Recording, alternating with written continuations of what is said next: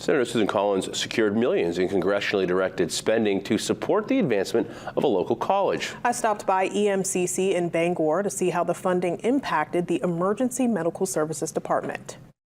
And this goes in his nostrils. Yeah, this is the end of the CO. Liz Russell, the president of Eastern Maine Community College, as well as staff and students, welcomed Senator Susan Collins to the Public Safety Training Center. Collins worked to secure $3 million in congressionally directed spending for fiscal years 2023 to 24.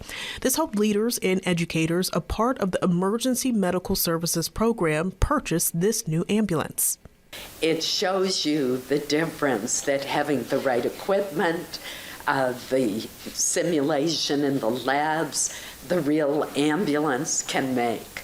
Collins got to talk with the EMS program director, who says, as someone who was once a student at EMCC, it was his mission to open up more opportunities for future generations. That includes outreach to rural areas. Reaching out to our more rural communities is really important.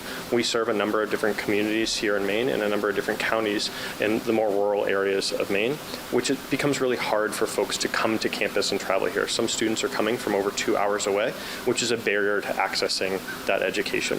One way they do this is by offering remote courses like they do for Deer Owl residents seeking to complete the certifications needed. It's inspired students like Olivia Britton, and she's already passing on a good word. I told my brother that he should come here. He's a senior in high school right now, and I've told him he should consider coming, taking an EMT class when he's in his gap year, because it's really great and really valuable. We desperately need more healthcare workers in the state of Maine. And through a little collaboration and innovation, colleges and universities can replicate this model and make sure that individuals in these remote areas have access to high-quality programs. It's been a real game changer for Eastern Maine.